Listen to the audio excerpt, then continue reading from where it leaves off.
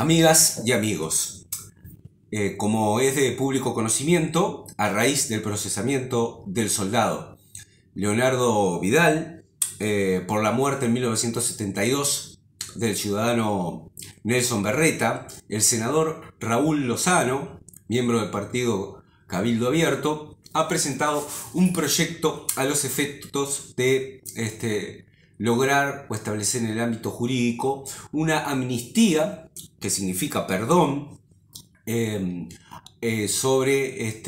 va a recaer sobre los militares por los hechos ocurridos durante el proceso cívico-militar, que va desde el 73 hasta el año 1985, cuando se restablece la democracia. Estos hechos nos obligan a realizar una breve descripción cronológica de los hechos que han llevado o que han sido llamados como el plano o el manto de la impunidad en nuestro país. Bien, y bueno, como ustedes saben, la piedra angular de este fenómeno es la ley de la pretensión punitiva, de la caducidad de la pretensión punitiva del Estado. Si lo vamos a lo más remoto, vamos a tener que todo tiene origen en el llamado Pacto del Club Naval. En el Pacto del Club Naval, que se celebró el 3 de agosto de 1984, concurrieron los siguientes partidos: la Unión Cívica, el Partido Colorado, el Frente Amplio y las Fuerzas Armadas. Una de las cláusulas, según el Partido Colorado, de esta reunión que se celebró ahí en el límite de que se terminara la dictadura, incluía una salida a la democracia sin vencedores ni vencidos. Es una cláusula que establecía la necesidad de que en democracia se respetara la impunidad de los hechos cometidos en la llamada guerra interna, ¿verdad? Más adelante yo les recomiendo un programa que hay que se llama En Perspectiva. Es un programa que había en la época, donde concurren Wilson Ferreira y Seregni, donde Seregni dice que él no recuerda que se deslizara esta idea de impunidad o que haya participado en un pacto de esta índole. Pero eso es después de que en plena democracia el presidente Julio María Sanguinetti convocara a Wilson Ferreira Aldunate y a Seregni por la necesidad de solicitarles el apoyo para que sancionaran, para que ayudaran a sancionar con los votos de esos respectivos partidos, del Frente Amplio y del Partido Nacional, la ley de la pretensión de la caducidad de la pretensión punitiva del Estado. Bueno, ¿por qué es que tiene ese nombre la ley y por qué es que ataca precisamente a la pretensión del fiscal? Como ustedes saben, en materia penal, recientemente hemos tenido, no exactamente en materia penal, en materia procesal penal, una modificación importante al régimen anterior, donde era el juez el que realizaba las primeras investigaciones y el fiscal luego, con los indicios reunidos, deducía acusación fiscal o mandaba archivar o solicitaba el archivo del asunto. Bueno, cuando se termina la dictadura y comienza la etapa democrática, en los primeros meses, ante el Poder Judicial se hacen denuncias de hechos delictivos causados por el terrorismo de Estado, pero antes de que se dedujera acción por parte del fiscal, que como es de público conocimiento, en materia penal tenemos al juez, que es imparcial, al imputado, y por el otro lado el fiscal. Es decir, imputado y fiscal están en la balanza y el juez está en el medio, siendo el director del proceso, pero en una actitud imparcial. Por lo tanto, era que se entendió que antes de que se iniciara la acusación fiscal había que buscar alguna manera para hacer morir la pretensión del fiscal si habría de deducirse acusación. Por eso es que la ley se llama de caducidad de la pretensión punitiva, es decir, la muerte de la acción del penal, del fiscal, que no podría deducir acusación, porque la caducidad significa la muerte de un derecho.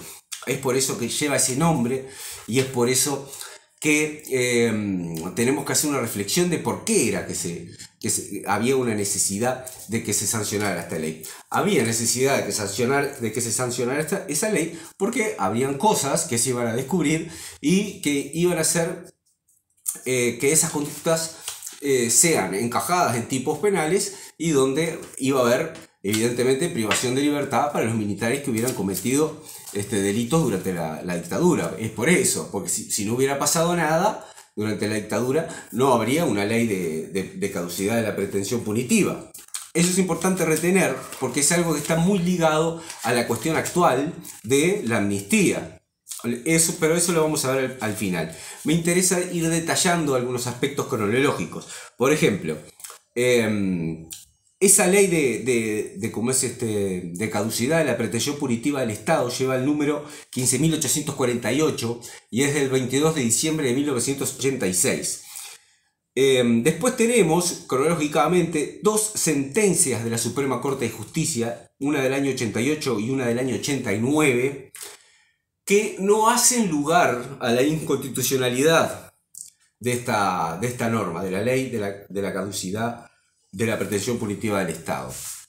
El principal argumento que utiliza la Corte es el artículo 18 de la Constitución, en donde se establece que corresponde al legislador, es decir, al que realizó, al que sancionó esta ley, establecer el orden y las formalidades del proceso.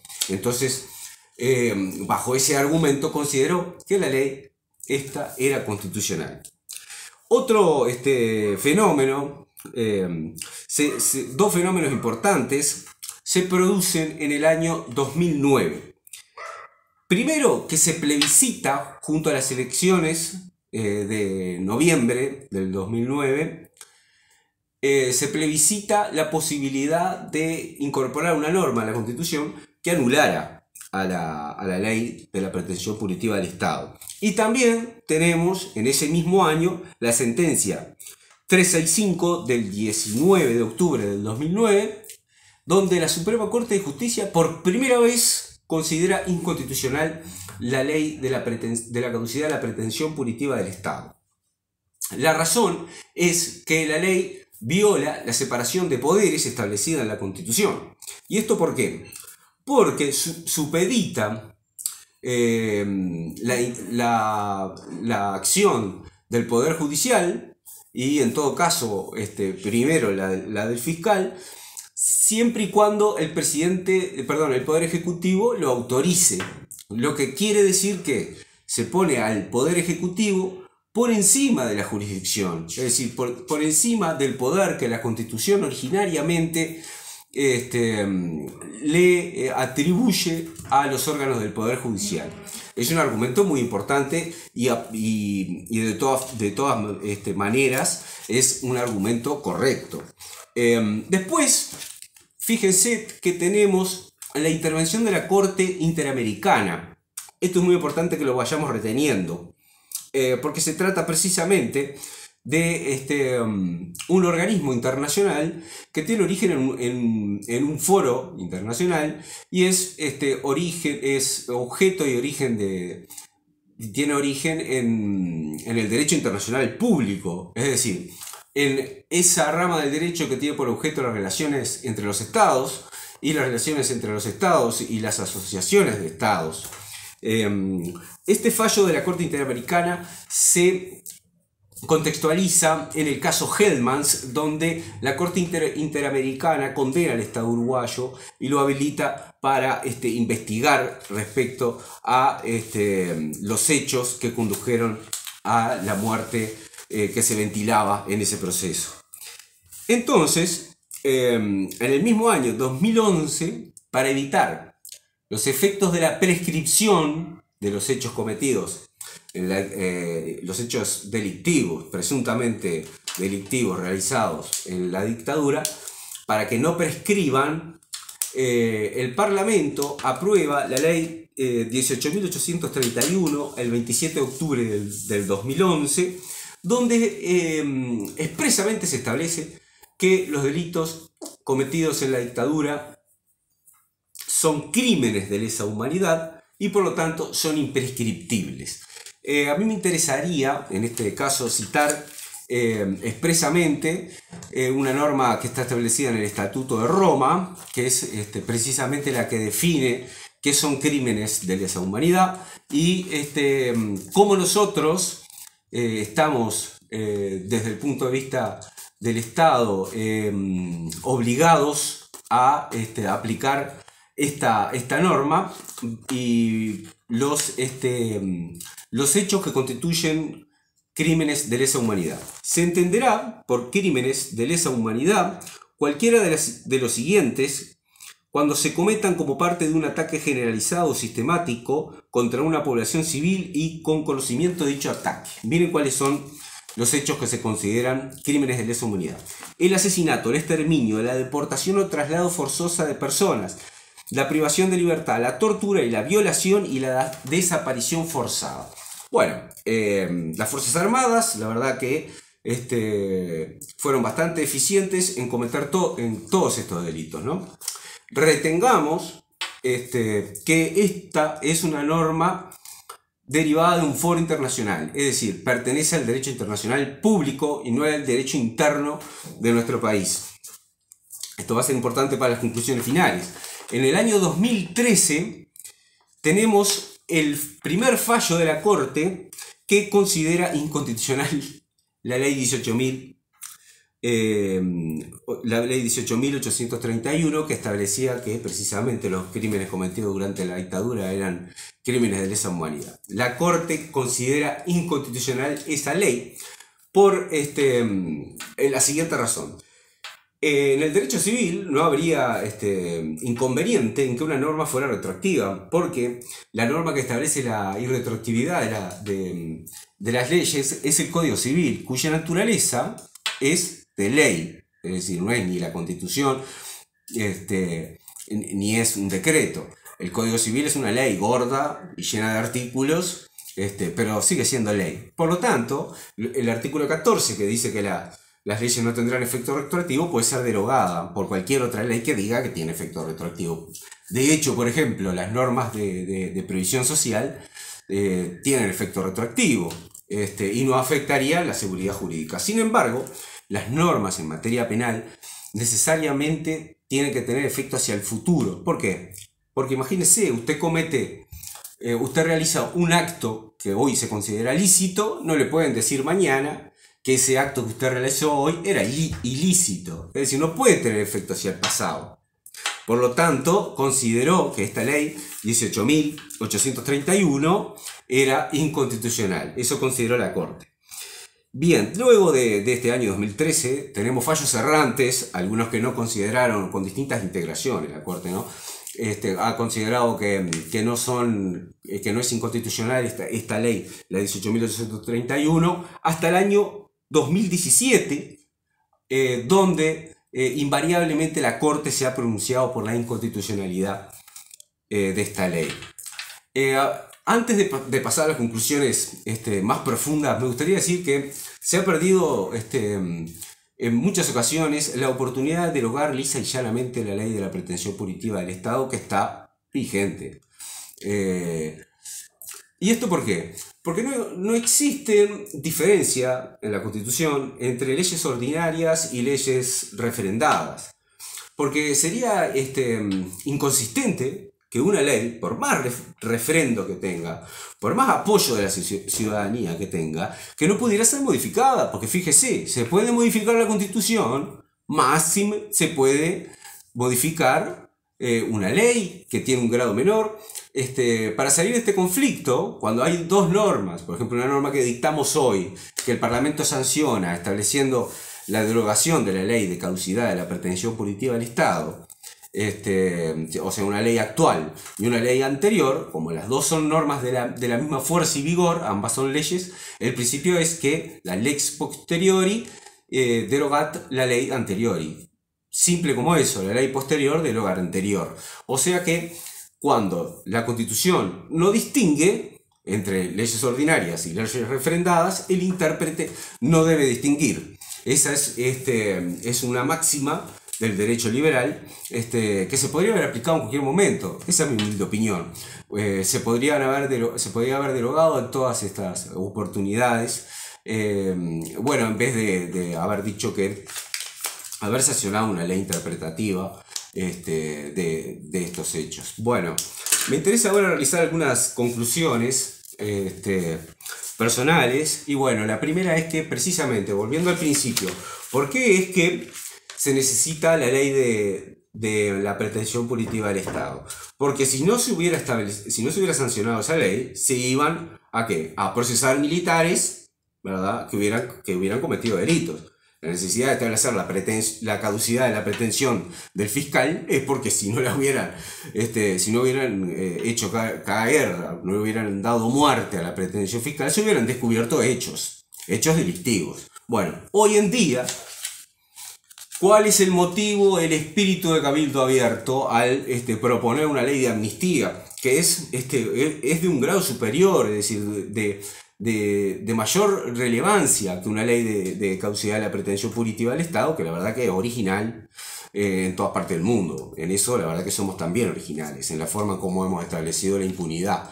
Pero la amnistía es superior, es decir, quiere decir perdón, lisa y llanamente. ¿Por qué es que Cabildo Abierto busca lograr eso? Porque si no se establece una amnistía, se van a seguir descubriendo hechos delictivos, reprobables y que son verdaderamente excretables de una sociedad liberal.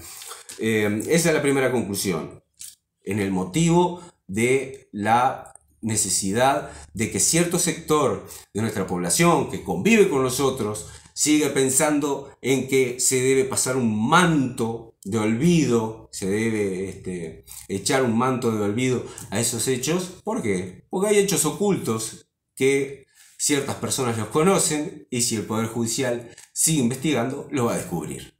Eso es lo que están reconociendo, que saben cosas que no las están contando. Bien, la segunda conclusión, porque es un argumento que utiliza Cabildo Abierto, yo ya lo escuché a Manini Ríos en el recientemente, hablando de que, por ejemplo, estos dos aspectos de derecho internacional que tocamos, ¿verdad? La sentencia de la Corte Interamericana en el caso Hellmans y la participación como Estado del Estado uruguayo en el Estatuto de Roma, harían que estas normas de derecho internacional estuvieran por encima de nuestra Constitución y estuviéramos aceptando una intervención extranjera en nuestro medio. Bueno, hay que hacer alguna precisión. Muchas veces se dice que el tema fue discutido en nuestro país. En realidad no es discutido porque solamente hubieron dos posturas, ¿no? Dentro de la familia Arecha. Justino Jiménez de Arecha, perdón, dentro de la familia Jiménez de Arecha. Justino Jiménez de Arecha, especialista en derecho constitucional, por un lado, decía que las normas internacionales para ser aplicadas dentro del derecho interno habría que transformarlas en ley, ¿no? Es decir, que no valdrían como norma jurídica interna. Bueno, por otro lado tenemos la posición de Eduardo Jiménez de Arecha, que era especialista en Derecho Internacional Público, que decía que, que una cosa es para que el Estado se obligue, ¿no? Que simplemente basta con la ratificación y como es devolución del tratado, y otra cosa es que se puede invocar internamente. Pero esa discusión ha sido superada porque estas normas como las del Estatuto de Roma, que establece que son crímenes de lesa humanidad, todo cuando sea generalizado, ¿verdad? Que es la condición que pone el asesinato, el exterminio, la desaparición forzada, la tortura, cuando sea generalizada, ¿verdad?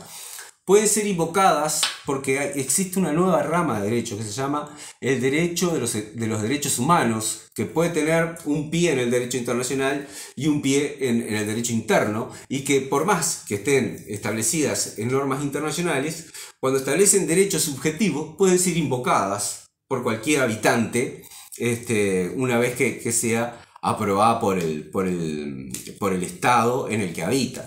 Quiere decir que no es necesaria ni una aprobación, que en nuestro derecho hay una aprobación, porque fíjese que la ley 18.831, que fue considerada inconstitucional, pero como tenemos que recordar, las leyes inconstitucionales en nuestro medio, aun cuando sean declaradas inconstitucionales, son obligatorias por fuera del caso concreto en donde han sido declaradas inconstitucionales, es decir, que la ley goza de una presunción de constitucionalidad que solo puede ser destruida para el caso concreto, es decir, el fallo de la Corte tiene efectos concretos, concentrados solamente para el caso en el que fue planteada la inconstitucionalidad. Aún en ese caso, ¿verdad? Nosotros tenemos una norma que fue declarada inconstitucional que dice que precisamente son crímenes de lesa humanidad. Pero si no existiera igual, porque cuando el derecho internacional establece no obligaciones entre los estados, que parecería ser el origen del derecho internacional, es decir, formas de establecer la forma obligatoria de las conductas de los estados.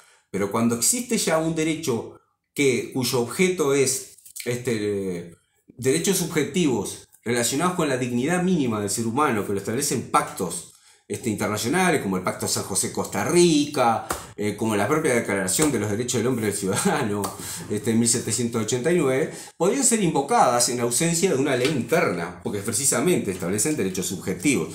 Por lo tanto, decir que hay una intervención ilegítima y que contradice la soberanía del Estado por hacer caso a estas normas es bastante ridículo. Solamente podría decirlo una persona que de aplicarse estas normas se vería complicado, ¿no? Que es el caso de Manín y Ríos, sin duda. Bueno, y la última conclusión es la que me parece que estamos a tiempo de hacer un verdadero relato de los hechos. De los hechos acontecidos en forma previa al proceso cívico-militar y a los hechos posteriores. Yo creo que lo principal es enmarcar el proceso en la Guerra Fría, ¿no? Allí donde la Unión Soviética y Estados Unidos salieron gananciosos del conflicto imperialista de la Primera y Segunda Guerra Mundial, que son dos etapas de lo mismo, que es Alemania descontenta por la repartición del mundo. Cuando la Unión Soviética y Estados Unidos aliados ganan la guerra, se separan el mundo, es decir, se reparten el mundo para cada uno. Agarran a Alemania, que es la perdedora, le hacen el muro en el medio, el muro de Berlín, y el mundo se parte al medio. Está el capitalismo católico y protestante, y el comunismo ateo, y bueno, tenemos que en América entonces existe la necesidad panamericana de los inventos de los Estados Unidos para establecer el miedo, el miedo y el terrorismo, a través del terrorismo, de las ideas menos liberales o más marxistas. Tenemos que recordar que existió la escuela de Panamá, donde se entrenaban militares de toda América Latina para torturar. Pero sin ánimo de buscar culpables dentro de nuestro país. Yo siempre tengo presente la interpretación de Julio María Sanguinetti, quien se presenta como el mártir de la democracia, el paladín de los derechos, y nos cuenta que la causa de la dictadura es el terrorismo de los Tupamaros, esos terroristas que desde el año 62 se habían propuesto llegar al poder por fuera de las elecciones. Pero hay una falacia que la confirman los hechos. Si la culpa de la dictadura lo hubieran tenido los Tupamaros, hay dos argumentos que realmente son argumentos del artillero. Primero es que la policía, durante la época de Pacheco, sin necesidad de las Fuerzas Armadas, destruyó toda la logística y bueno, y toda la asociación de los Tupamaros.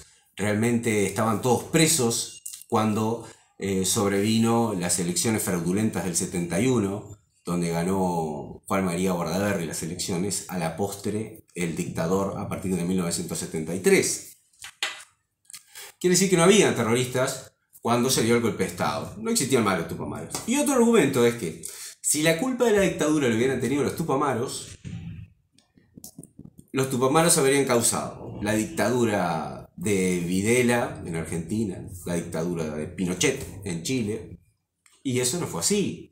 ¿Por qué? Porque lo que lo explica las dictaduras es el contexto de la Guerra Fría, así como hay guerra en Vietnam, guerra en Corea, la crisis de los misiles en Cuba, la Revolución Cubana, la financiaba la Unión Soviética, por un lado, ¿verdad? Por otro lado, Estados Unidos. Yo creo que algún día nos vamos a tener que plantear que en realidad el que tiene que pagar las indemnizaciones por los hechos ocurridos en la dictadura es Estados Unidos, por haber intervenido en nuestras sociedades. Hay un tema también que es muy importante. Yo les estoy diciendo que la dictadura fue impuesta por un país en el medio de un conflicto en la que nunca se dieron de frente bélicamente la Unión Soviética y Estados Unidos, pero sí en distintos campos, influyendo, interviniendo en las políticas internas de los estados.